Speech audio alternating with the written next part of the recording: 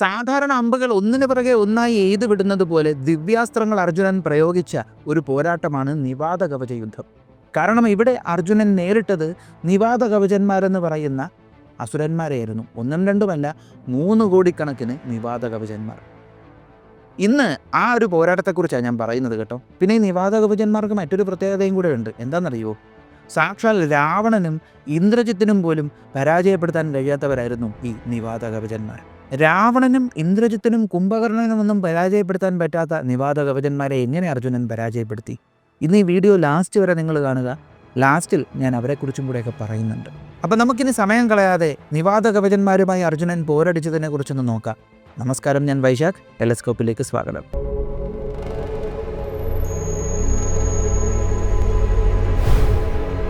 ദേവദേവനായ മഹാദേവനെ പ്രസാദിപ്പിച്ച് അദ്ദേഹത്തിൽ നിന്ന് അധികമാർക്കും ലഭിക്കാത്ത മഹാപാശുപതാസ്ത്രം കരസ്ഥമാക്കിയ അർജുനൻ ഒന്ന് ചിന്തിക്കുകയാണ്, എന്തായാലും അസാധ്യമായ ഒരു കാര്യം ദൈവാനുഗ്രഹം കൊണ്ട് സാധിച്ചെടുത്തു, ഇനി കുറച്ചു നേരം വിശ്രമിക്കാം എന്നും കരുതി അദ്ദേഹം അവിടെ തന്നെ അന്നത്തെ ദിവസം കഴിച്ചുകൂട്ടുകയാണ്. അങ്ങനെ രാത്രി മുഴുവനും അവിടെ സുഖമായി കിടന്നുറങ്ങി. അടുത്ത ദിവസം എണീച്ച് തൻ്റെ കാര്യങ്ങളെല്ലാം ചെയ്ത് പോവാൻ തയ്യാറെടുത്തപ്പോൾ അർജുനൻ അത്ഭുതപ്പെടുകയായിരുന്നു. കാരണം തൻ്റെ മുന്നിൽ വലിയ വലിയ വിമാനങ്ങളിൽ വന്നിറങ്ങുകയാണ് ദേവേന്ദ്രനും മറ്റുള്ള അഷ്ടദിക്പാലകന്മാരും ദേവന്മാരുമെല്ലാം. ഇവരെല്ലാവരും വളരെ ബഹുമാന പുരസരമാണ് അർജുനനെ വന്ന് അപ്രീഷിയേറ്റ് ചെയ്യുന്നത്. കാരണം അർജുനൻ തപസ്സിൽ പ്രീതിപ്പെടുത്തിയത് ചില്ലറക്കാരനെയല്ല, സാക്ഷാൽ മഹാദേവനെയാണ്. ആ മഹാദേവനെ പ്രീതിപ്പെടുത്തി അദ്ദേഹത്തിൽ നിന്ന് മഹാപാശുപതാസ്ത്രം എന്ന് പറയുന്ന ദിവ്യാസ്ത്രം നേടിയെടുത്തിരിക്കുകയാണ്. ഇവരെല്ലാവരും അർജുനനെ അപ്രീഷിയേറ്റ് ചെയ്യുന്നു. ദേവേന്ദ്രൻ ഒരുപാട് സന്തോഷം. ദേവേന്ദ്രൻ, എനിക്ക് നിന്നിൽ ഒരുപാട് അഭിമാനമുണ്ട് മകനെ. എന്തായാലും നീ സ്വർഗത്തിലേക്ക് വരിക. സ്വർഗത്തിലേക്ക് വന്നതിന് ശേഷം നമ്മുടെ കയ്യിലുള്ള ദിവ്യാസ്ത്രങ്ങളും കൂടെ നീ പഠിച്ചെടുക്കുക. അതൊക്കെ നീ പഠിക്കണം. അതൊക്കെ പഠിച്ചു കഴിഞ്ഞാൽ നീ ഒരു ഒന്നാന്തരം യോദ്ധാവാകും. നീ വരണമെന്ന് പറഞ്ഞു. അപ്പോൾ അർജുനൻ ബഹുമാന പുരസരം പറഞ്ഞു, ഉറപ്പായിട്ടും ഞാൻ വരാം. എന്നെ വിളിച്ചതിൽ എനിക്ക് ഒരുപാട് സന്തോഷം. എൻ്റെ ചേട്ടന് വേണ്ടി, എൻ്റെ കുടുംബത്തിന് വേണ്ടി ഇതെല്ലാം എനിക്ക് പഠിപ്പിച്ചു തന്നാലും എന്ന് അർജുനൻ പറയുന്നു. അടുത്ത സെക്കൻഡ് ദേവന്മാരെല്ലാം അവിടെ നിന്ന് അപ്രത്യക്ഷമാവുകയാണ്. അർജുനൻ അവിടെ കാത്തിരുന്നു. പെട്ടെന്ന് തന്നെ അവിടെ വളരെ തേജോമയമായിട്ടുള്ള ഒരു തേര് വന്നിറങ്ങുകയാണ്. ആ തേരെന്ന് പറയുമ്പോഴത്തേക്കും ഇതുപോലെ ലക്ഷണമൊത്തൊരു തേര് അർജുനൻ ഇതുവരെ കണ്ടിട്ടില്ല. എന്നാൽ ആ തേരിലിരിക്കുന്ന തേരാളിയെ അർജുനന് നല്ലതുപോലെ അറിയാം. കാരണം അത് വിശ്വപ്രശസ്തനായിട്ടുള്ള ദേവേന്ദ്രൻ്റെ സാരഥിയായിട്ടുള്ള മാതിലിയാണ്. മഹാഭാരതത്തിൽ ശ്രീകൃഷ്ണനല്ലാതെ ഏറ്റവും ശ്രേഷ്ഠനായിട്ടുള്ള തേരാളികളെന്ന് പറയുന്നത് മാതിലിയും ദാരുകനുമാണ്. ദാരുകനാണ് വാസുദേവൻ ശ്രീകൃഷ്ണൻ്റെ തേരാളി. അപ്പോൾ ആ ഒരു വിശ്വപ്രശസ്തരായിട്ടുള്ള അനേകായിരം ദേവാസുര യുദ്ധങ്ങളിൽ ദേവേന്ദ്രന് സാരഥ്യം വഹിച്ചിട്ടുള്ള സാക്ഷാൽ മാതിലി വന്നിട്ട് അർജുനനോട് പറയുന്നു, സമയം കളയില്ല, പെട്ടെന്ന് വാ, ദേവലോകത്ത് എല്ലാവരും നിന്നെ കാത്തിരിക്കുകയാണ്, തേരിലേക്ക് കയറാൻ പറഞ്ഞു. അർജുനൻ തേരിന് ചുറ്റും 3 വട്ടം വലം വെച്ചതിന് ശേഷം തേരിലേക്ക് കയറുകയാണ്. അങ്ങനെ ഇവർ എത്രയും പെട്ടെന്ന് സ്വർഗത്തിലെത്തി. അർജുനൻ സ്വർഗലോകം മുഴുവനും കാണുകയാണ്. എല്ലാം കണ്ട് ആസ്വദിക്കുന്നു. അധികം താമസിയാതെ തന്നെ അർജുനൻ്റെ വിദ്യാഭ്യാസം തുടങ്ങുകയാണ്. അധികം മറ്റു കാര്യങ്ങളിലോട്ടൊന്നും മനസ്സ് പോകാതെ തൻ്റെ വിദ്യാഭ്യാസത്തിൽ പൂർണ്ണമായും അർജുനൻ ഫോക്കസ് ചെയ്യുന്നു. പല ദേവന്മാരിൽ നിന്നും പല ദിവ്യാസ്ത്രങ്ങൾ അദ്ദേഹം പഠിച്ചെടുക്കുകയാണ്. അവിടെ അർജുനൻ വായുദേവനിൽ നിന്നും അഗ്നിദേവനിൽ നിന്നും വസുക്കളിൽ നിന്നും മരുത്തുക്കളിൽ നിന്നുമെല്ലാം ഒരുപാട് ദിവ്യാസ്ത്രങ്ങൾ പഠിച്ചെടുത്തു. അതുപോലെ തന്നെ പൈതാമകം, ഉരകം, രാക്ഷസം, വൈഷ്ണവം എന്നീ അസ്ത്രങ്ങളും അർജുനൻ പഠിച്ചെടുക്കുന്നു. ദേവേന്ദ്രൻ്റെ കയ്യിലുള്ള എല്ലാ അസ്ത്രങ്ങളും, എല്ലാ അസ്ത്രശസ്ത്രങ്ങളും അർജുനന് പഠിപ്പിച്ചു കൊടുത്തു എന്നാണ് പറയുന്നത്, ഇൻക്ലൂഡിങ് വജ്രായുധം. അപ്പോൾ ഇതെല്ലാം അർജുനൻ പഠിച്ചെടുത്തു. ഇവിടെ വെച്ചാണ് അർജുനൻ ഗന്ധർവ യുദ്ധത്തിൽ വന്ന ആ ഒരു രാജാവുണ്ടല്ലോ, ഗന്ധർവ രാജാവുണ്ടല്ലോ, ചിത്രസേനനുമായിട്ട് സൗഹൃദത്തിലാകുന്നത് ഇവിടെ വെച്ചാണ്. ഇപ്പോൾ ചിത്രസേനനുമായി സൗഹൃദത്തിലായി. ചിത്രസേനനാണ് അർജുനന് ഗാന്ധർവം എന്ന് പറയുന്ന ദിവ്യാസ്ത്രവും പഠിപ്പിച്ചു കൊടുത്തത്. അങ്ങനെ 5 വർഷം നീണ്ടു നിൽക്കുന്ന വിദ്യാഭ്യാസം വളരെ മനോഹരമായി തന്നെ അർജുനൻ കംപ്ലീറ്റ് ചെയ്യുന്നു. അപ്പോൾ വിദ്യാഭ്യാസം പൂർത്തിയാക്കിയതിന് ശേഷം ദേവേന്ദ്രൻ അർജുനൻ്റെ മുന്നിൽ വന്നിട്ട് പറയുന്നു, ദ്രോണാചാര്യരുടെ പ്രിയപ്പെട്ട ശിഷ്യനായതിൽ ഒരു സംശയം, ഒരു കുറ്റവും പറയാനില്ല. ദ്രോണാചാര്യർ നിന്നെ മിടുക്കനായിട്ട് തന്നെയാണ് ട്രെയിൻ ചെയ്തെടുത്തേക്കുന്നത്. കാരണം 15ഓളം ദിവ്യാസ്ത്രങ്ങൾ ഇപ്പോൾ നിൻ്റെ കയ്യിലുണ്ട്. അതുപോലെ ഒരുപാട് ശ്രേഷ്ഠമായിട്ടുള്ള ആയുധങ്ങൾ പ്രയോഗിക്കാനും നീ പഠിച്ചിട്ടുണ്ട്. ഇനി ഗുരുദക്ഷിണയുടെ സമയമാണ്. പഠിച്ച സ്ഥിതിക്ക് നീ നമുക്ക് ഗുരുദക്ഷിണ തരണം. അർജുനൻ പറഞ്ഞു, എൻ്റെ കഴിവുകൊണ്ട് എനിക്ക് സാധിക്കുന്നത് എന്തും ഗുരുദക്ഷിണയായി തരാൻ ഞാൻ തയ്യാറാണെന്ന് പറഞ്ഞു. അപ്പം അർജുനനോട് ദേവേന്ദ്രൻ പറഞ്ഞു, സമുദ്രത്തിൽ നിവാത കവചന്മാരെന്ന് പറയുന്ന അസുരന്മാരുണ്ട്. അവർ ദേവന്മാരാൽ അവധ്യരാണ്. ദേവന്മാർക്ക് അവരെ കൊല്ലാൻ കഴിയത്തില്ല. നീ മനുഷ്യനായിട്ടുള്ള നീ, ഇത്രയും ദിവ്യാസ്ത്രങ്ങളുള്ള സവ്യസാചിയായിട്ടുള്ള നല്ല കഴിവുള്ള ധനുർധാരനായിട്ടുള്ള നീ നമുക്ക് വേണ്ടി ഇത് സാധിച്ചു തരണം. ഇതാണ് നമ്മൾ ആവശ്യപ്പെടുന്ന ഗുരുദക്ഷിണ. അർജുനൻ പറഞ്ഞു, അങ്ങ് തന്ന ഈ ഒരു ആജ്ഞയെ ഞാൻ ശിരസാ വഹിച്ചുകൊണ്ട് ഗുരുദക്ഷിണ ഇത് ചെയ്യുന്നതായിരിക്കും എന്നും പറഞ്ഞ് അർജുനൻ പോകാൻ തയ്യാറെടുക്കുകയാണ്. നിപാത കവചന്മാരെന്ന് പറയുമ്പോൾ 3 കോടി കണക്കിന് ആളുകൾ വരുന്നുണ്ട്. ഇവർക്ക് കടുത്ത മായാപ്രയോഗങ്ങൾ വശമുള്ള ആളുകളാണ്. ഇവർക്ക് ബ്രഹ്മദേവനിൽ നിന്ന് വരദാനം വരെ ലഭിച്ചിട്ടുണ്ട്. ദേവന്മാരാലൊന്നും ഇവരെ വധിക്കാൻ കഴിയത്തില്ല. അന്നൊരു മനുഷ്യൻ വഴി മാത്രമേ ഇവരെ കൊല്ലാൻ കഴിയത്തുള്ളൂ. അങ്ങനെ പ്രത്യേകതകൾ ഒരുപാടുള്ളവരാണ് നിപാത കവചന്മാർ. അങ്ങനെ അർജുനൻ പോകാൻ തയ്യാറെടുക്കുന്നു. അർജുനന് ദേവേന്ദ്രൻ വളരെ ശക്തമായിട്ടുള്ള, അങ്ങനെ പെട്ടെന്നൊന്നും പിളർക്കാൻ കഴിയാത്ത ഒരു ചട്ട ധരിപ്പിക്കുന്നുണ്ട്. അതുപോലെ തന്നെ അർജുനൻ്റെ ശിരസിൽ ദേവേന്ദ്രൻ ഒരു വളരെ തേജോമയമായിട്ടുള്ള, ശക്തമായിട്ടുള്ള, ധരിക്കുന്ന ആളുകൾക്ക് സംരക്ഷണം നൽകുന്ന ഒരു കിരീടം കൊടുക്കുകയാണ്. ഈ കിരീടം നിൽക്കുന്നത് കൊണ്ടാണ് അർജുനന് കിരീടി എന്ന് പേരുള്ളത് കേട്ടോ. അങ്ങനെ കിരീടം ധരിച്ചു. അർജുനൻ്റെ ശക്തമായിട്ടുള്ള പന പോലത്തെ ഗാണ്ഡീവം എടുത്തു. ആ ഒരു വലിപ്പം തന്നെ കാണാനുണ്ട്. ആ ഗാണ്ഡീവത്തിൽ ആർക്കും മുറിക്കാൻ കഴിയാത്ത ഞാണ് ദേവേന്ദ്രൻ കൊടുത്തു. ആ ഞാണ് കൊണ്ട് അർജുനൻ വളരെ ശക്തമായിട്ട് ഗാണ്ഡീവം മുറുക്കി കെട്ടി. എന്നിട്ട് അർജുനൻ തൻ്റെ പടക്കോപ്പുകളും കാര്യങ്ങളുമെല്ലാം അണിഞ്ഞു. എല്ലാ തരത്തിലുള്ള അസ്ത്രങ്ങളും ആയുധങ്ങളുമെല്ലാം എടുത്തു. പോകാൻ തയ്യാറായപ്പോൾ ദേവേന്ദ്രൻ പറഞ്ഞു, ഈ യുദ്ധത്തിൽ നിനക്ക് ഞാൻ എൻ്റെ തേര് തന്നെ തരികയാണ്. എൻ്റെ സാരഥിയായിട്ടുള്ള മാതിലിയെ നിനക്ക് ഞാൻ തരികയാണ്. പോയി വിജയിച്ചു വരാൻ പറഞ്ഞു. അങ്ങനെ മാതിലി തേരെല്ലാം പൂട്ടി റെഡിയായി അവിടെ പുറത്തുണ്ട്. അർജുനൻ വന്ന് ഈ തേര് കൊണ്ട് അന്തം വിട്ടുപോയി. കാരണം ഈ രഥമെന്ന് പറയുമ്പോൾ സാധാരണ രഥമല്ല, അസാമാന്യ വലിപ്പമുള്ള ഒരു രഥമാണ്. ഈ രഥം വലിക്കുന്ന കുതിരകൾ 4, 5 ഒന്നുമല്ല, അനേകായിരം കുതിരകൾ. ഈ അനേകായിരം എന്ന് പറയുന്നത് ഒരുപാട് കുതിരകൾ വലിക്കുന്ന തേരെന്നാണ് പറയുന്നത്. ഈ കുതിരകളാകട്ടെ മയിൽപ്പീലിയുടെ നിറമുള്ള കുതിരകളാണ്.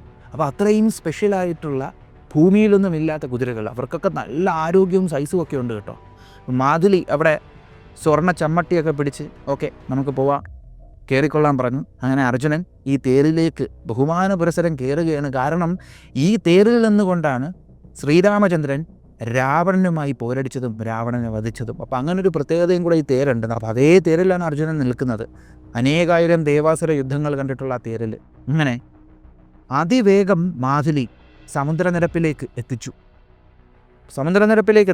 വളരെ ശ്രദ്ധയോടെ അർജുനൻ നോക്കി. നല്ല മനോഹരമായിട്ടുള്ള സമുദ്രമാണ്. അവിടെ മുഴുവനും പവിഴങ്ങളും നല്ല വലിയ തേര്, എന്താ പറയുക, തിരയും കാര്യങ്ങളുമൊക്കെയുള്ള സമുദ്രം. ഉള്ളിലേക്ക് നോക്കി അർജുനൻ കാണുന്നു വളരെ മനോഹരമായിട്ടുള്ള ഒരു സിറ്റി കടലിനടിയിൽ. ആ സിറ്റിയിൽ നിറച്ച് അസുരന്മാരാണ്. അപ്പോൾ സമയം കളയാതെ മാതിലി തേര് അങ്ങോട്ടേക്ക് തെളിച്ചു. ഇവരുടെ ഈ സിറ്റിയിലേക്ക് തെളിച്ചു. അങ്ങനെ ഈ ഒരു തേര് കണ്ടപ്പോൾ അസുരന്മാരെല്ലാവരും വിചാരിച്ചു സാക്ഷാൽ ദേവേന്ദ്രൻ വന്നേക്കെയാണ്. ദേവേന്ദ്രൻ ഇവിടെ വന്നാൽ ഇവിടെ ഭയങ്കരമായിട്ടുള്ള പോരാട്ടമാണ് നടക്കുന്നതെന്നും പറഞ്ഞ് എല്ലാ അസുരന്മാരും പേടിച്ചോടി. ഗദയും ഇരുമ്പുലക്കയും അതുപോലെ തന്നെ മുൾവടികളും ഇരുമ്പ് ശൂലവും വാളും അങ്ങനെ പലതരത്തിലുള്ള ആയുധങ്ങളും ഏന്തി അസുരന്മാരവിടെ നിന്നെങ്കിലും ഭയന്നിട്ട് ദേവേന്ദ്രനാണെന്ന് പേടിച്ച് അവർ ഉള്ളിലേക്ക് കയറി. ഈ സമയത്താണ് അർജുനന് കൊടുത്ത ശംഖായിട്ടുള്ള ദേവദത്തമെടുത്ത് ശംഖ് വിളിക്കാൻ തുടങ്ങി. അപ്പോൾ ഈ ശംഖ് വിളി കേട്ടപ്പോഴത്തേക്കും നിവാത കവചന്മാർക്ക് മനസ്സിലാക്കി ഈ യോദ്ധാവ് നമ്മളെ യുദ്ധത്തിന് ചാലഞ്ച് ചെയ്യണമെന്ന്. നിവാത കവചന്മാർ പല പല ആയുധങ്ങളും വളരെ മനോഹരമായിട്ടുള്ള പടച്ചട്ടകളും എല്ലാം ധരിച്ച ഭീമാകാര രൂപികളായിട്ടുള്ള അസുരന്മാർ ഇങ്ങനെ പൊങ്ങി വന്നപ്പോൾ അവരെ കാണുന്നത് ഒരൊറ്റ തേര്, ലക്ഷണമൊത്തൊരു തേര്. ആ ലക്ഷണമൊത്തൊരു തേരിൽ ഒരു യോദ്ധാവ് നിൽക്കുന്നു. വെള്ളി പോലെ തിളങ്ങുന്ന കറുത്ത നിറമാണ് ആ യോദ്ധാവിന്. ആ യോദ്ധാവിൻ്റെ കയ്യിൽ പന പോലത്തെ ഗാന്ധീപൂ. അവൻ കയ്യിലൊരു അമ്പുമെടുത്ത് തയ്യാറായി നിൽക്കുന്നു. അവൻ പതുക്കെ പൊങ്ങി അവരെ നോക്കിയപ്പോൾ അവർക്ക് മനസ്സിലായി പോരാട്ടത്തിനായിട്ടാണ് ഇവൻ വന്നിരിക്കുന്നത്. സമയം കളയാത്ത നിവാത കവചന്മാർ അർജുനന് നേരെ ആയുധങ്ങൾ എറിഞ്ഞു. മാതിലി വളരെ എഫിഷ്യൻ്റായിട്ട് ആ തേര് തെളിച്ച് മുന്നോട്ടേക്ക് കൊണ്ടുപോയി. വരുന്ന അസ്ത്രങ്ങളെയും ആയുധങ്ങളെയും എല്ലാം അർജുനൻ മുറിച്ചിട്ടത് കണ്ടപ്പോഴത്തേക്കും നിവാത കവചന്മാർക്ക് അരിശം പൂണ്ടു. അവർക്ക് നല്ലതുപോലെ ദേഷ്യം വന്നു. അങ്ങനെ ശരവർഷം അർജുനന് നേരെ ചെയ്യുകയാണ്. ശരവർഷം ഒന്ന് അത്ഭുതപ്പെട്ടെങ്കിലും, കാരണം പല ദിക്കുകളിൽ നിന്ന് ശരവർഷം ഇങ്ങനെ വന്നുകൊണ്ടിരിക്കുകയാണ്. അർജുനൻ പെട്ടെന്ന് തിരിച്ച് ശരവർഷമേത് ആ അസ്ത്രങ്ങളെല്ലാം മുറിച്ചിട്ടു. നിവാത കവചന്മാർ അതിനനുസരിച്ച് തിരിച്ചു പോരാടുന്നു. പെട്ടെന്നാണ് അർജുനൻ ആ കാര്യം ശ്രദ്ധിക്കുന്നത്. മുഴുവനും ഇരുട്ടായതുപോലെ തോന്നുന്നു. അർജുനൻ പൊങ്ങി നോക്കിയപ്പോൾ 8 ദിക്കുകളിലും ഭീമരൂപികളായിട്ടുള്ള നിവാത കവചന്മാരിങ്ങനെ നിറഞ്ഞു നിൽക്കുകയാണ്. അവരായുധങ്ങളെല്ലാം ഏന്തി അർജുനനെ ഓങ്ങി നിൽക്കുന്നു. വല്ലാത്ത ശബ്ദങ്ങളൊക്കെ പുറപ്പെടുവിക്കുന്നു. ക്ഷണ നേരത്തേക്ക് അർജുനൻ്റെ നെഞ്ചൊന്ന് പതറിപ്പോയി. കാരണം ഇങ്ങനത്തെയൊക്കെ സംഭവം ആദ്യമായിട്ടാണ് കാണുന്നത്. 8 ദിക്കുകളിലും ഭീമാകാരമായിട്ടുള്ള അസുരന്മാർ ചുറ്റിനും ഇരുട്ട്. അർജുനൻ ഇങ്ങനെ ചുറ്റിനും നോക്കുകയാണ്. അപ്പം ഇത് കണ്ടപ്പോൾ അനേകായിരം ദേവാസുര യുദ്ധങ്ങൾ കണ്ട മാതിലി ഒന്ന് എക്സൈറ്റഡായി നല്ലതുപോലെ വീര്യത്തോടുകൂടി ആ മാതിലി നിൽക്കുകയാണ്. കാരണം ഇന്ന് എന്തെങ്കിലുമൊക്കെ കാണാം, ഇവനൊക്കെ ചുറ്റും നിൽക്കുകയാണല്ലോ എന്ന ഒരു സ്പിരിറ്റിൽ മാതിലി നിൽക്കുകയാണ്. ഇത് കണ്ടപ്പോൾ അർജുനൻ അങ്ങോട്ട് സ്പിരിറ്റ് കയറി. അർജുനൻ 8 ദിശകളിലേക്കും അസ്ത്രങ്ങൾ എയ്തു തുടങ്ങി. അർജുനന് മനസ്സിലായി ഇനി ചെറിയ പ്രയോഗങ്ങളൊന്നും നടത്തിയിട്ട് കാര്യമില്ല, കുറച്ച് കടന്നുള്ള പ്രയോഗം നടത്തിയിട്ടേ കാര്യമുള്ളൂ. അങ്ങനെ നിവാത കവചന്മാർ നോക്കി നിൽക്കവേ അർജുനൻ ഗാന്ധീപം എടുത്തിട്ട് ഒരു മന്ത്രജപം നടത്തുകയാണ്. ഇവർ നോക്കി നിൽക്കവേ അർജുനൻ്റെ ഗാന്ധീപത്തിൽ എന്തൊക്കെയോ വ്യത്യാസങ്ങൾ വരുന്നു. അർജുനൻ വില്ല് ഉലയ്ക്കുന്നതിനനുസരിച്ച് അന്തരീക്ഷത്തിൽ എന്തൊക്കെയോ മാറ്റം. അർജുനൻ ശരിക്കും വില്ല് വലിച്ചു പിടിച്ചപ്പോഴത്തേക്കും അവിടെ ശക്തമായിട്ടുള്ളൊരു അസ്ത്രം കാണുകയാണ് നിവാത കവചന്മാർ. ആ അസ്ത്രത്തിന് 3 തലയാണുള്ളത്. നിവാത കവചന്മാർ നിൽക്കുന്ന സ്ഥലത്തേക്ക് അർജുനൻ ഓങ്ങിയപ്പോഴാണ് അവർ അറിയുന്നത് അത് ബ്രഹ്മാസ്ത്രമായിരുന്നുവെന്ന്. തൊടുത്തു അതിശക്തമായിട്ടുള്ള ആ ദിവ്യാസ്ത്രത്തെ. ബ്രഹ്മാസ്ത്രം അവിടെ ഉണ്ടായിരുന്ന ആയിരക്കണക്കിന് നിവാത കവചന്മാരെ സംഹരിച്ചു. അവരുടെ ആയുധങ്ങളെല്ലാം ഭസ്മമായി പോയി. ഇത് കണ്ട് നിവാത കവചന്മാർ ഒന്ന് ഭയപ്പെട്ടു.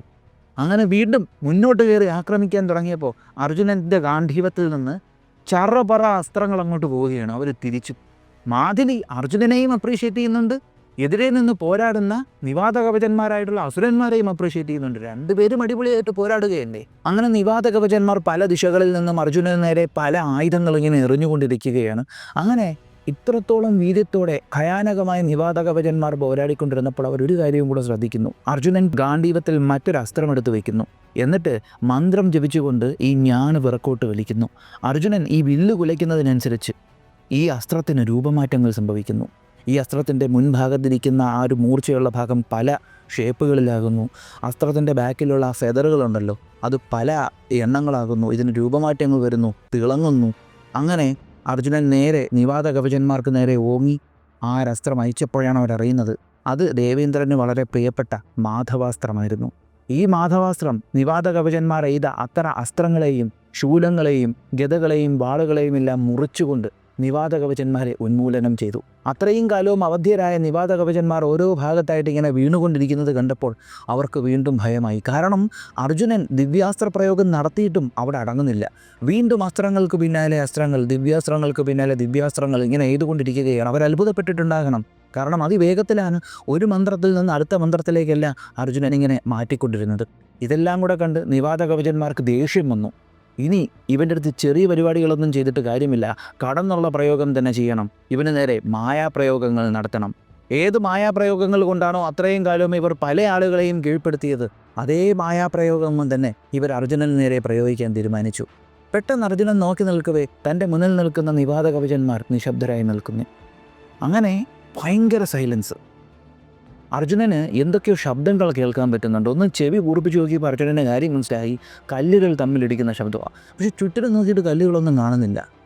അർജുനൻ നേരെ ആകാശത്തേക്ക് നോക്കി ഭയന്ന് പോവുകയാണ്. കാരണം മഴത്തുള്ളികളുടെ സ്ഥലത്ത് ഓരോ വലിയ കല്ലുകൾ എന്നതുപോലെ അർജുനന് നേരെ ഇങ്ങനെ ആകാശത്തുനിന്ന് വന്നുകൊണ്ടിരിക്കുകയാണ്. ഇത് കണ്ട് അർജുനനും മാതിലിയും ഒന്ന് അത്ഭുതപ്പെട്ടു. അർജുനൻ ഒട്ടും സമയം കളയാതെ അടുത്ത അസ്ത്രമെടുത്ത് തൻ്റെ ഗാന്ധീവത്തിൽ ഉറപ്പിച്ചു. മന്ത്രജപം നടത്തി ആ അസ്ത്രം പിറക്കോട്ട് വലിച്ചു. ഗാന്ധീവത്തിൽ അർജുനൻ ഇപ്പോൾ വലിച്ചു പിടിച്ചിരിക്കുന്ന ആ അസ്ത്രത്തിൻ്റെ രൂപമാറ്റവും നിറവുമെല്ലാം കണ്ടപ്പോൾ നിവാത കവചന്മാർക്ക് മനസ്സിലായി ഇത് കൂടിയേതോ അസ്ത്രമാണ്. അത് മഹേന്ദ്രാസ്ത്രമായിരുന്നു.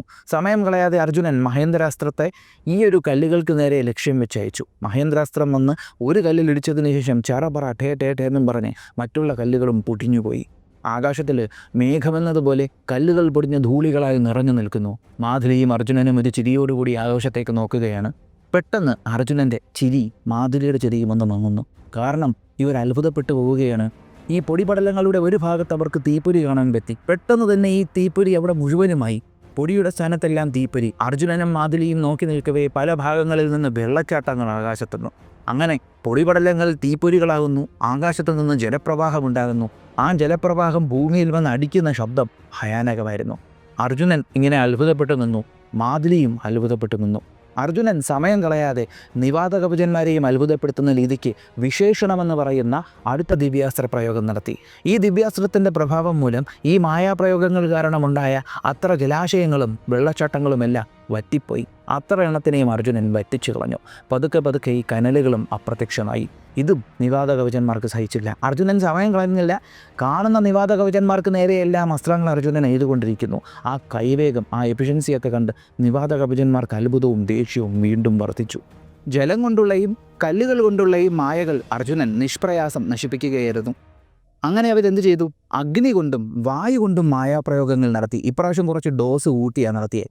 എങ്ങനെയെന്ന് വെച്ചാൽ ആകാശത്ത് നമുക്ക് നോക്കുമ്പോൾ എന്തൊക്കെയാണ് കാണാൻ കഴിയുന്നത്? ആ ഒരു നീല നിറം കാണാൻ പറ്റും, മേഘങ്ങളും കാണാൻ പറ്റും. എന്നാൽ ഇവിടെ അർജുനൻ നോക്കിയപ്പോൾ ആകാശം മുഴുവനും അഗ്നിമയമാവുകയാണ്. അതായത് തീ ആകാശത്തിൽ ഇങ്ങനെ പടർന്നു പൊയ്ക്കൊണ്ടിരിക്കുകയാണ്. ഇതിൻ്റെ കൂട്ടത്തിൽ അസഹനീയമായ കാറ്റ്. തേരൊന്നും നേരെ നിർത്താൻ പറ്റുന്നില്ല. പക്ഷേ അർജുനൻ അവിടെയും ഭയന്നില്ല. പെട്ടെന്ന് തന്നെ മാതിലിക്ക് ധൈര്യം കൊടുത്തിട്ട് അർജുനൻ തൻ്റെ ഗാണ്ഡീവത്തിൽ അടുത്ത അസ്ത്രം എടുത്തു വെച്ച് ജപിച്ചു. അത് സലിലമെന്ന് പറയുന്ന ദിവ്യാസ്ത്രമായിരുന്നു. സലിലം തൊടുത്തുകൊണ്ട് അർജുനൻ ആകാശത്ത് നിറഞ്ഞു നിൽക്കുന്ന അഗ്നിയെ ശമിപ്പിക്കുകയാണ്. ആ അഗ്നിയെല്ലാം അവിടെ ശമിക്കുന്നത് നിവാത കവചന്മാർ നോക്കിക്കാണുകയാണ്. ഉടനെ അർജുനൻ ഗാണ്ഡീവത്തെ ഒരു കൈയിൽ നിന്ന് അടുത്ത കൈയിലേക്ക് മാറ്റി അടുത്ത ദിവ്യാസ്ത്ര പ്രയോഗം തുടങ്ങുകയാണ്. ഇപ്രാവശ്യം ശൈലം എന്ന് പറയുന്ന ദിവ്യാസ്ത്രമാണ് ഉപയോഗിച്ചത്. ശൈലം എന്ന ദിവ്യാസ്ത്രം തൊടുത്തുടനെ തന്നെ അർജുനൻ അവിടെ ഉണ്ടായിരുന്ന വായുവിൻ്റെ വേഗതയും നിയന്ത്രിച്ചു. അങ്ങനെ അവിടുത്തെ അന്തരീക്ഷത്തെ അർജുനൻ തൻ്റെ പൂർണ്ണ നിയന്ത്രണത്തിലാക്കി. ഇവിടെ കൊണ്ടൊന്നും അർജുനൻ നിർത്തുന്നില്ല. ഉടനെ തന്നെ കിട്ടിയ പഴുതുകളിലെല്ലാം അർജുനൻ ശരവർഷങ്ങൾ നിവാത കവചന്മാർക്ക് നേരെ എയ്തു വിടുകയാണ്. നിവാത കവചന്മാർ നോക്കി നിൽക്കവേ അത്രയും കാലവും ദേവന്മാർക്ക് പോലും കീഴ്പ്പെടുത്താതിരുന്ന തങ്ങളിലുള്ള ഓരോ ആളുകൾ അവിടെ വീണു പൊയ്ക്കൊണ്ടിരിക്കുകയാണ്. ഇത് കണ്ട നിവാത കവചന്മാർ തീരുമാനിക്കുകയാണ്, ചെറിയ രീതിയിലുള്ള മായാപ്രയോഗമൊന്നും നടത്തിയാൽ പോരാ, ഇനി നമ്മുടെ കയ്യിലുള്ള എല്ലാ മായാപ്രയോഗവും ഒരുമിച്ച് ഇവന് മേൽ ചെയ്യണം നമ്മൾ. അങ്ങനെ ഒരു കടുത്ത മായാപ്രയോഗം വീണ്ടും അവിടെ നിവാത കവചന്മാർ ചെയ്യുന്നു. ഇപ്രാവശ്യം ഫുൾ പവറിൽ. അർജുനൻ നോക്കി നിൽക്കവേ അവിടെ മുഴുവനും ഇരുട്ടാവുകയാണ്. ഇരുട്ടെന്ന് പറയുമ്പോഴത്തേക്കും ചുറ്റിനും ഇരുട്ട്, ഒന്നും കാണാൻ കഴിയുന്നില്ല. ആകപ്പാടെ ഒരു രഥമുണ്ട്. രഥത്തിൽ മാതിലിയും രഥത്തിൽ പൂട്ടിയേക്കുന്ന കുതിരകളും അർജുനനും മാത്രം. മാതിലി അർജുനനെ തിരിഞ്ഞു നോക്കിയിട്ട് പറയുന്നു, പല ദേവാസുര യുദ്ധങ്ങളിൽ ഞാൻ കണ്ടിട്ടുണ്ടെങ്കിലും ഇതുപോലൊരു മായ ഞാൻ കണ്ടിട്ടില്ല. അർജുന, പെട്ടെന്ന് നമുക്ക് എന്തെങ്കിലും ചെയ്തേ പറ്റുള്ളൂ എന്ന് പറഞ്ഞു. മാതിലിയുടെ കൈ വിറച്ച് സ്വർണ്ണ ചമ്മട്ടിയെല്ലാം തറയിപ്പോയി. അർജുനൻ മാതിലിക്ക് ധൈര്യം കൊടുത്തു. എന്നിട്ട് അർജുനൻ എന്ത് ചെയ്തെന്നറിയോ? ചുറ്റിനും നോക്കി. അപ്പോഴാണ് അടുത്ത അത്ഭുതം. ഇരുട്ട് വന്ന സ്ഥലം മുഴുവനും വെളിച്ചമായി. ഇവ മുഴുവനും വെളിച്ചമാണ്, ഒന്നും കാണാൻ പറ്റത്തില്ല, ഫുൾ വെളിച്ചമാണ്. ഇവിടെ മുഴുവനും അർജുനൻ ഇങ്ങനെ അന്തം വിട്ട് നോക്കിയാണ്. അവിടെ എല്ലാം നിവാത കവചന്മാരുടെ ഒച്ചയും ബഹളവും എല്ലാം കേൾക്കാം. ചില സമയങ്ങളിൽ ഈ വെളിച്ചം മാറിയിട്ട് അവിടെ മുഴുവനും വെള്ളമായി. അപ്പോൾ ഇതിങ്ങനെ മാറി വന്നുകൊണ്ടിരുന്നു. അർജുനൻ പിന്നെ ഒന്നും നോക്കിയില്ല. നിവാത കവചന്മാരുടെ ശബ്ദം കേൾക്കുന്ന സ്ഥലത്തേക്കെല്ലാം അർജുനൻ തൻ്റെ അസ്ത്രങ്ങൾ അയച്ചു. ചില സമയങ്ങളിൽ ഇരുട്ട് മൂടി കിടക്കുമ്പോൾ ഒരു ഭാഗം ഇങ്ങനെ തുറന്ന് അവിടെ നിവാത കവചന്മാർ ഇങ്ങോട്ട് ആക്രമണം നടത്തും. അർജുനൻ അങ്ങോട്ടേക്ക് അയക്കുന്നു. അടുത്ത ഭാഗം മായ മാറി അവർ വരുമ്പോഴത്തേക്കും അങ്ങോട്ടേക്ക് അർജുനൻ അസ്ത്രം അയച്ചു. അടുത്ത ഭാഗം മായ മാറി അവിടെ നിന്ന് നിവാത കവചന്മാർ താഴേക്ക് ചാടിയപ്പോൾ അർജുനൻ അങ്ങോട്ടേക്കും അസ്ത്രം അയച്ചു. മായയെ അർജുനൻ മായാസ്ത്രം കൊണ്ട് തന്നെ വീഴ്ത്തിക്കൊണ്ടിരുന്നു. അങ്ങനെ ശബ്ദം കേൾക്കുന്ന ഇടങ്ങളിലേക്കെല്ലാം അർജുനൻ ഓരോ അസ്ത്രങ്ങൾ ഇങ്ങനെ എയ്തുകൊണ്ടിരുന്നു. ഇനി കുറ്റാപ്പൂരിരുട്ട്, ഒന്നുമില്ല, ഒരു ശബ്ദവും ഇല്ല. ചില സമയങ്ങളിൽ നിവാത കവചന്മാരുടെ എന്തൊക്കെയോ ഒച്ചകൾ അവിടെ കേൾക്കുന്നുണ്ട്, അല്ലാതെ ഒന്നുമില്ല. ഇവിടെയാണ് ദ്രോണാചാര്യരുടെ ഗുരുകുലത്തിൽ നിന്ന് അർജുനന് കിട്ടിയിട്ടുള്ള ട്രെയിനിങ് അർജുനൻ ശരിക്കും ഉപയോഗിക്കുന്നത്. എന്താണ്? ഇരുട്ടിൽ അസ്ത്രമെയ്യുന്ന പരിപാടി അതിവിടെ അർജുനൻ ചെയ്യുന്നുണ്ട്. അർജുനൻ ശബ്ദം കേൾക്കുന്ന ഇടങ്ങളിലോട്ടും അനക്കം ഫീൽ ചെയ്യുന്ന ഇടങ്ങളിലോട്ടും അത്രയും അസ്ത്രങ്ങൾ അയക്കുകയാണ്. കണ്ണടച്ചൊക്കെ അർജുനൻ അസ്ത്രങ്ങൾ വരുന്നു. പക്ഷേ അർജുനൻ്റെ അസ്ത്രങ്ങൾ ചെന്ന് പതിക്കുന്ന സ്ഥലങ്ങളിലെല്ലാം നിവാത കവചന്മാരുടെ അലർച്ച കേൾക്കുന്നുണ്ട്. അങ്ങനെ ഇത് കുറേ നേരം ഇങ്ങനെ തുടർന്നുകൊണ്ടിരുന്നു. പിന്നെ ഒരു അനക്കവും ഇല്ല. പതുക്കെ ഈ ഇരുട്ട് മുഴുവനും മാറാൻ തുടങ്ങി. ഇരുട്ട് മാറി മായ മുഴുവനും മാറിയപ്പോൾ ഇവർ അത്ഭുതപ്പെട്ടു പോവുകയാണ്. എന്താണ്? അർജുനൻ അവിടെ എയ്തു കൂട്ടിയേക്കുന്ന നിവാത കവചന്മാർ കുന്നുകൾ പോലെ ഇവിടെ കിടക്കുന്നു. തറയിലും സൈഡിലും ചുറ്റിലും നിവാത കവചന്മാർ ഇങ്ങനെ അനക്കമില്ലാതെ കിടക്കുകയാണ്. അങ്ങനെ മാതിലി തേര് മുന്നോട്ടേക്ക് തെളിച്ചു. തേര് മുന്നോട്ട് പോകുന്നില്ല, കാരണം കുതിരകൾക്ക് കാലെടുത്ത് വെക്കാൻ പോലും സ്ഥലമില്ല. അവിടെ എല്ലാം നിവാത കവചന്മാരെന്ന ഭീമരൂപികളായിട്ടുള്ള അസുരന്മാർ നിശ്ചലരായി കിടക്കുകയാണ്. ചക്രം മുന്നോട്ട് നീങ്ങുന്നില്ല, കാരണം ചക്രത്തിൻ്റെ അടുത്ത് പോലും നിവാത കവചന്മാരെന്ന അസുരന്മാരുടെ അനക്കം. അപ്പോൾ യുദ്ധം ഒരുവിധം തീർന്നു എന്ന് നമുക്ക് എല്ലാവർക്കും തോന്നും. പക്ഷേ അർജുനനും മാതിലിക്കും എന്തോ അതങ്ങോട്ട് വിശ്വസിക്കാൻ പറ്റുന്നില്ല. കാരണം ടോട്ടൽ നിശബ്ദത. അങ്ങനൊരു യുദ്ധഭൂമിയിൽ അങ്ങനെ നിശബ്ദത വന്നാൽ ശരിയാവത്തില്ലല്ലോ. ചില സമയത്ത് അവിടെ എന്തെങ്കിലുമൊക്കെ ശബ്ദം കേൾക്കും. അർജുനൻ്റെ മാതിലി അങ്ങോട്ട് പോകും, അവിടെ ഒന്നുമില്ല. ഇവിടെ ശബ്ദം കേൾക്കും, അങ്ങോട്ട് പോകും, അവിടെ ഒന്നുമില്ല. അങ്ങനെ മാതിലി പറഞ്ഞു, ഭൂമാർഗം കൊണ്ടുപോകാമെന്ന് പറഞ്ഞാൽ ഡിഫിക്കൽട്ടാണ്, ഞാനൊരു കാര്യം ചെയ്യാം, ആകാശമാർഗത്തിലേക്ക് രഥം ഉയർത്താമെന്ന് പറഞ്ഞു. അത് പറഞ്ഞപ്പോഴാണ് അർജുനൻ ആകാശത്ത് ശ്രദ്ധിക്കുന്നത്. ആകാശത്ത് എന്തൊക്കെയോ അനക്കങ്ങൾ ഫീൽ ചെയ്യുന്നുണ്ട്. എന്തൊക്കെയോ കാറ്റ് വീശുന്നതിനനുസരിച്ചും മിന്നലടിക്കുന്നതിനനുസരിച്ചും എല്ലാം അവിടെ എന്തൊക്കെയോ രൂപങ്ങൾ. പിന്നീടാണ് അർജുനൻ അത് കാണുന്നത്. ആകാശത്ത് നിന്ന് വലിയ വലിയ കല്ലുകൾ താഴോട്ട് വരുന്നു. അപ്പോഴാണ് അർജുനന് മനസ്സിലായത്, ആകാശത്തിൽ നിവാത കവചന്മാർ നിറഞ്ഞു നിൽക്കുകയാണ്. അവർ തങ്ങളുടെ മായാശക്തി കൊണ്ട് അദൃശ്യരായി നിന്നുകൊണ്ട് അർജുനന് നേരെ കല്ലുകൾ വർഷിക്കുന്നു. അർജുനൻ ഇങ്ങനെ അത് നോക്കി അത്ഭുതപ്പെട്ടപ്പോഴത്തേക്കും മാതിലി പെട്ടെന്ന് തേരെടുത്ത് മുന്നോട്ട് തിരിക്കാൻ ഒരുങ്ങിയപ്പോൾ ഭൂമിക്കടിയിൽ നിന്ന് കുറേ കൈകൾ ഇങ്ങനെ പൊങ്ങി വന്ന് രഥത്തിൻ്റെ ഓരോ ഭാഗങ്ങളിലും ചക്രങ്ങളിലും കുതിരകളിലുമൊക്കെ പിടിച്ചു. ഭൂമിക്കടിയിലും നിവാത കവചന്മാർ. അങ്ങനെ അർജുനൻ എന്തിനും തയ്യാറെന്നുള്ള നിലയ്ക്ക് നിന്നപ്പോഴത്തേക്കും മാതുലി പറഞ്ഞു, ഇനി നമ്മൾ താമസിച്ചാൽ ശരിയാവത്തില്ല, ഉടനെ തന്നെ വജ്രാസ്ത്രം പ്രയോഗിക്കൂ, ഉടനെ വജ്രായുധം പ്രയോഗിച്ചാലും. നിവാതകവചന്മാർ നോക്കി നിൽക്കവേ അർജുനൻ തൻ്റെ ഗാന്ധീവം എടുത്തിട്ട് മന്ത്രം ജപിച്ചു തുടങ്ങി. എന്നാൽ ഇപ്രാവശ്യം ഗാന്ധീവത്തിൽ അസ്ത്രങ്ങളൊന്നും വെച്ചിട്ടില്ല, ഗാന്ധീവത്തിലേക്കാണ് മന്ത്രങ്ങൾ ജപിക്കുന്നത്. നിവാതകവചന്മാർ നോക്കി നിൽക്കവേ ഗാന്ധീവം തിളങ്ങാൻ തുടങ്ങി. ഗാന്ധീവത്തിൻ്റെ രണ്ട് ഭാഗത്തേക്കുമെല്ലാം ഇങ്ങനെ എന്തോ ശക്തി കൊണ്ട് നിറയുന്നത് പോലെ ഗാന്ധീവത്തിൽ നിന്ന് മിന്നലുകളൊക്കെ വരുന്നു. അർജുനൻ ആ ഗാന്ധീവത്തെ നേരെ വെച്ചിട്ട് ഒരസ്ത്രമെടുത്ത് അതിൽ വെച്ച് കുലച്ച് നിവാതകവചന്മാർക്ക് നേരെ എയ്തു. അപ്പോഴാണ് അവർ കാണുന്നത്, അസ്ത്രം ഇവിടെ വെച്ച് കുലച്ചപ്പോഴത്തേക്കും അസ്ത്രത്തിന് രൂപമാറ്റം സംഭവിച്ചു. അർജുനൻ അസ്ത്രത്തെ തൻ്റെ ഗാന്ധീവത്തിൽ നിന്ന് തൊടുത്തപ്പോഴത്തേക്കും അത് വജ്രായുധമായി മാറി. അങ്ങനെ അർജുനൻ ഗാന്ധീവത്തിൽ വെച്ച് ചെയ്ത ഓരോ അസ്ത്രങ്ങളും വജ്രാസ്ത്രങ്ങളായി മാറി നിവാതകവചന്മാരുടെ മായയും തുളച്ച് നിവാതകവചന്മാരെ വീഴ്ത്തി തുടങ്ങി. അങ്ങനെ ആകാശത്തു നിന്ന് മഴത്തുള്ളികൾ വീഴുന്നത് പോലെ, ഭീമാകാരമായിട്ടുള്ള മലകൾ വീഴുന്നത് പോലെ നിവാതകവചന്മാർ ഭൂഗർഭത്തിലേക്ക് പതിക്കുന്നു. എന്നാൽ ഇവിടം കൊണ്ടും അർജുനനെ അവസാനിപ്പിച്ചില്ല. അർജുനൻ അറിയാം ഭൂമിക്കടിയിലുമുണ്ട്. അങ്ങനെ ഒരു കൂട്ടം അസ്ത്രങ്ങളെടുത്ത് ഗാന്ധീവത്തിൽ വെച്ച് അർജുനൻ വീണ്ടും ഭൂമിക്കടിയിലേക്ക് തൊടുത്തു. നേരത്തെ സംഭവിച്ചതുപോലെ ഗാന്ധീവത്തിൽ നിന്ന് അസ്ത്രങ്ങൾ എയ്യുമ്പോൾ അസ്ത്രങ്ങൾ വജ്രായുധമായി മാറി. ആ വജ്രാസ്ത്രങ്ങൾ ഭൂമി പിളർന്ന് ഭൂമിയിൽ ഒളിച്ചിരിക്കുന്ന നിവാതകവചന്മാരെ വേട്ടയാടി വീഴ്ത്തി. അങ്ങനെ ദേവന്മാർ വിചാരിച്ചിട്ട് പോലും പല യുഗങ്ങളായിട്ട് കീഴ്പ്പെടുത്താൻ കഴിയാതിരുന്ന നിവാതകവചന്മാരെ അർജുനൻ അവിടെ അവസാനിപ്പിച്ചു. അവരുടെ കഥ അവസാനിച്ചു. എങ്ങനെ മനസ്സിലായെന്നറിയോ?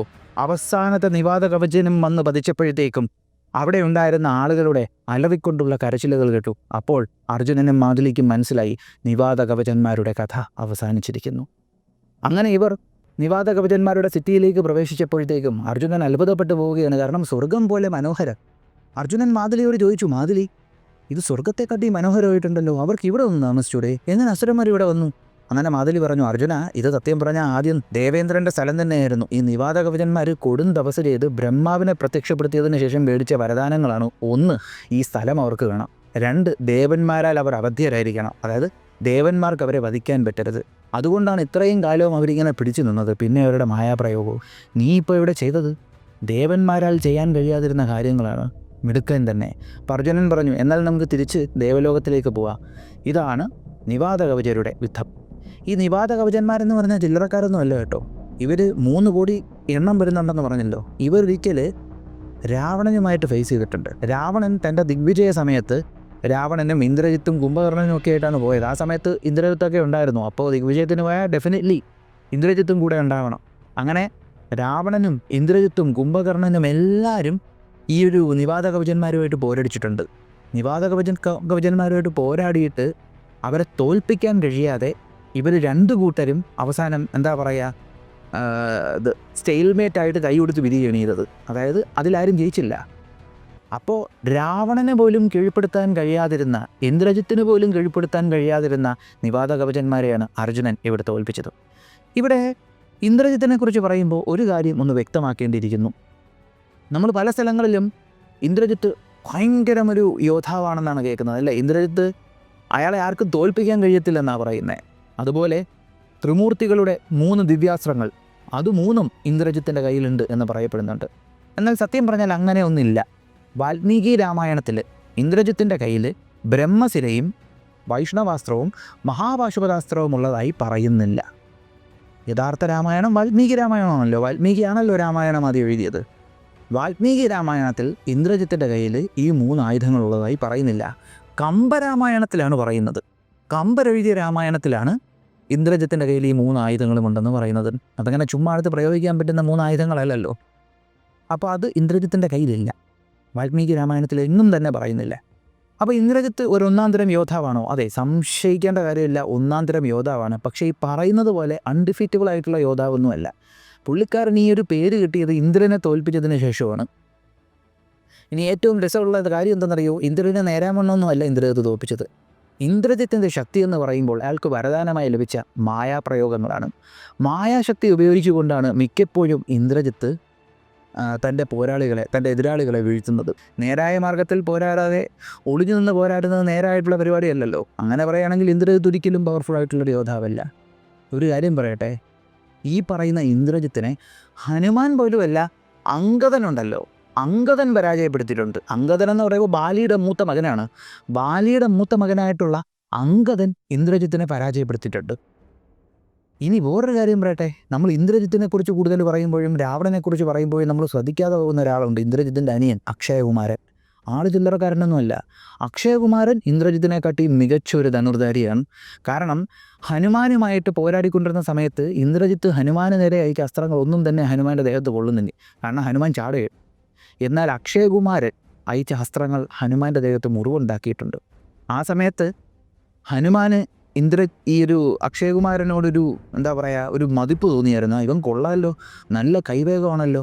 അതിനുശേഷമാണ് ലഘൂകരിച്ച് കാണാതെ ശരിക്കും നല്ലതുപോലെ പോരാടിയത്. അപ്പോൾ ഇനി അടുത്ത ചോദ്യം, അർജുനന് എങ്ങനെ രാവണനും ഇന്ദ്രജിത്തും കുംഭകർണനും വിചാരിച്ചിട്ട് തോൽപ്പിക്കാൻ കഴിയാതിരുന്ന നിവാത കവചന്മാരെ തോൽപ്പിക്കാൻ കഴിയും? അർജുനൻ ഇവരെ കാട്ടി പവർഫുൾ ആണോ? ഒരിക്കലും ആയിരിക്കത്തില്ല. ഇവർക്ക് കിട്ടിയേക്കുന്ന വരദാനം കൊണ്ടായിരിക്കും അർജുനൻ തോൽപ്പിച്ചത്. എന്താണ്, നിവാത കവചന്മാരെ മനുഷ്യർക്ക് മാത്രമേ വധിക്കാൻ കഴിയുള്ളൂ എന്നാണ് പറയുന്നത്. എന്നാൽ ഇവിടെ ഒരു കൺഫ്യൂഷൻ ഉണ്ടാകുന്നുണ്ട്. അത് നിവാത കവചന്മാർക്കല്ല ആ വരദാനം ഉള്ളത്, കാലകേയന്മാർക്കാണ് ആ വരദാനം ഉള്ളത്. കാലകേയന്മാരാണ് ആ വരദാനം പിടിച്ചത്. മനുഷ്യരാൽ മാത്രമേ അവർക്ക് നാശം സംഭവിക്കാവുള്ളൂ. നിവാത കവചന്മാർക്കുള്ള വരദാനം എന്ന് പറയുമ്പോഴത്തേക്കും ദേവന്മാർ വധിക്കരുതെന്നുള്ളതാണ്. അപ്പോൾ ശരിക്കും രാവണനെ കാട്ടിയും ഇന്ദ്രജിത്തിനെ കാട്ടിയും കുംഭകർണനെ കാട്ടിയും പവർഫുൾ ആയിട്ടുള്ള യോദ്ധാവാണോ അർജുനൻ? അതെ, ആണെന്ന് പറയേണ്ടി വരും. നമുക്ക് അംഗീകരിക്കാൻ വളരെ ബുദ്ധിമുട്ടായിരിക്കും. അതൊന്ന് ശ്രദ്ധിക്കുക. കാരണം ഇവിടെ നമുക്ക് ഇതിഹാസത്തിൽ നിന്നൊന്ന് പുരാണത്തിലേക്ക് പോകേണ്ടിയിരിക്കുന്നു. ഈ ഒരു ക്യാരക്ടറിനെ ഒന്ന് എക്സ്പ്ലെയിൻ ചെയ്യാനായിട്ട് നമുക്ക് പുരാണം കുറച്ച് പറയേണ്ടിയിരിക്കുന്നു. അതിനു മുമ്പേ ഒരു കാര്യം പറഞ്ഞോട്ടെ, എനിക്ക് അർജുനനെ മാസാക്കി കാണിക്കേണ്ട, പുള്ളിക്കാരനെ ബൂസ്റ്റ് ചെയ്യേണ്ട ആവശ്യമൊന്നുമില്ല. ഞാൻ ഭയങ്കര ഫാനൊന്നുമല്ല ആരുടെയും. ഞാൻ വ്യാസമഹാഭാരതത്തിൻ്റെ ഫാനാണ്. വ്യാസൻ എഴുതിയ മഹാഭാരതത്തിൻ്റെ ഫാനാണ്. അപ്പോൾ വ്യാസമഹാഭാരതത്തെ ബേസ് ചെയ്താണ് ഞാൻ പറയുന്ന മിക്ക കാര്യങ്ങളും. അപ്പോൾ ഞാൻ നേരത്തെ പറഞ്ഞല്ലോ അർജുനൻ്റെ ആ ഒരു കാര്യം. ഞാൻ ചോദിക്കട്ടെ, മഹാവിഷ്ണു ഭഗവാൻ എന്തായാലും രാവണനെ കാട്ടിയും കുംഭകർണനെ കാട്ടിയും ഇന്ദ്രജിത്തിനെ കാട്ടിയും പവർഫുൾ ആണെന്ന് പറയേണ്ട കാര്യമില്ലല്ലോ. ആ മഹാവിഷ്ണു ഭഗവാന്റെ അംശാവതാരമാണ് അർജുനൻ. എങ്ങനെ ശരിയാവുമല്ലേ? പറയാം. ഇവിടെയാണ് പുരാണത്തെക്കുറിച്ചൊന്ന് പറയേണ്ടി വരുന്നത്. മഹാവിഷ്ണു ഭഗവാന്റെ മിക്ക അവതാരങ്ങളിലും നരാംശവും ഉണ്ടാവും, നാരായണാംശവും ഉണ്ടാവും. ഈ നരാംശം എന്ന് പറയുന്നത് ഹ്യൂമൺ ഇമോഷൻസ്, അങ്ങനത്തെ കാര്യങ്ങളൊക്കെയാണ്. നാരായണാംശം എന്ന് പറയുന്നത് ബ്രഹ്മബോധമാണ്. അപ്പോൾ ചില അവതാരങ്ങളിൽ നരാംശം കൂടുതലായിരിക്കും, നാരായണാംശം കുറവായിരിക്കും. അവിടെ ഹ്യൂമൺ ഇമോഷൻസ് ആയിരിക്കും കൂടുതൽ. എന്നാൽ ചില അവതാരങ്ങളിൽ നാരായണാംശം കൂടുതലും നരാംശം കുറവായിരിക്കും. അവിടെ ബ്രഹ്മബോധമായിരിക്കും കൂടുതൽ. അങ്ങനെ ഇരിക്കെ മഹാവിഷ്ണു ഭഗവാൻ തൻ്റെ നരാംശത്തെയും നാരായണാംശത്തെയും സെപ്പറേറ്റ് അംശാവതാരങ്ങളായിട്ട് എടുക്കാനായിട്ട് തീരുമാനിച്ചു. സെപ്പറേറ്റായിട്ട് നരാംശമായിട്ടും നാരായണാംശമായിട്ടും എടുത്തിട്ടുള്ള അവതാരങ്ങളാണ് നരനാരായണന്മാരെന്ന് പറയുന്ന മുനിവര്യന്മാർ. ഈ നരനാരായണന്മാർ ചില്ലറക്കാരൊന്നും അല്ല കേട്ടോ. ഇവർ അതിശക്തരായിട്ടുള്ള ഒരുപാട് ആളുകളുടെ മുന്നിൽ അവരുടെ ശക്തി പ്രദർശനം നടത്തിയിട്ടുണ്ട്. നരനാരായണന്മാർ ഭയങ്കര യോഗിക് പവറുള്ള ആളുകളൊക്കെയാണ് ഈ നരനാരായണന്മാരെന്ന് പറയുന്നത്. ഈ നരനാരായണന്മാരിൽ നരൻ്റെ ആയുധം ധനുസായിട്ടും നാരായണൻ്റെ ആയുധം ചക്രമായിട്ടും പറയുന്നുണ്ട്, സുദർശന ചക്രമായിട്ടും പറയുന്നുണ്ട്. ഈ നാരായണൻ്റെ, അതായത് മഹാവിഷ്ണു ഭഗവാന്റെ നാരായണാംശത്തിൻ്റെ പുനർജന്മമാണ്, അവതാരമാണ് മഹാവിഷ്ണു ഭഗവാന്റെ അവതാരമായിട്ടുള്ള വാസുദേവ ശ്രീകൃഷ്ണൻ. അപ്പോൾ നാരായണൻ ശ്രീകൃഷ്ണനായപ്പോൾ നരൻ്റെ പുനർജന്മമാണ് അർജുനൻ. വ്യാസമഹാഭാരതത്തിൽ പലയിടങ്ങളിലും ഇത് പറയുന്നുണ്ട്. അർജുനൻ നരനും ശ്രീകൃഷ്ണൻ നാരായണനുമാണെന്നും, നരനാരായണന്മാർ. അപ്പോൾ അർജുനൻ മഹാവിഷ്ണു ഭഗവാന്റെ അംശാവതാരമാണ്. അപ്പോൾ പിന്നെ നമുക്ക് സുഖമായിട്ട് പറഞ്ഞൂടെ, രാവണനെ കാട്ടിയും ഇന്ദ്രജിത്തിനെ കാട്ടിയും കുംഭകർണനെ കാട്ടിയും മാസായില്ലെങ്കിലേ അത്ഭുതമുള്ളെന്ന് മഹാവിഷ്ണു ഭഗവാന്റെ അംശാവതാരമല്ലേ. അപ്പോൾ അതുകൊണ്ടാണ് പല സന്ദർഭങ്ങളിലും അർജുനന് ചില സ്പെഷ്യൽ ടാസ്കുകൾ കിട്ടുന്നത്. ഇപ്പോൾ മനസ്സിലായോ അത്? അപ്പോൾ ഇതാണ് അർജുനൻ്റെ നിവാത കവച യുദ്ധവും അതുപോലെ അർജുനനെക്കുറിച്ചുള്ള ചില വിശേഷങ്ങളും.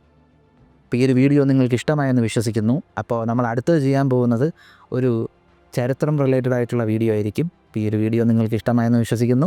നിങ്ങളുടെ അഭിപ്രായങ്ങളൊന്ന് കമൻറ്റ് ചെയ്തേക്കുക. നമ്മുടെ ചാനലിലേക്ക് നിങ്ങൾ ആദ്യമായിട്ടാണ് വരുന്നതെങ്കിൽ ഒന്ന് സബ്സ്ക്രൈബ് ചെയ്തേക്കുക. നമ്മുടെ ചാനലിലെ കണ്ടൻറ്റുകൾ നിങ്ങൾക്ക് ഇഷ്ടപ്പെടുന്നുണ്ടെങ്കിൽ നിങ്ങളുടെ ബന്ധുമിത്രാദികൾക്കും പറ്റുമെങ്കിൽ ശത്രുക്കൾക്കും ഒന്ന് അയച്ചു കൊടുക്കുക.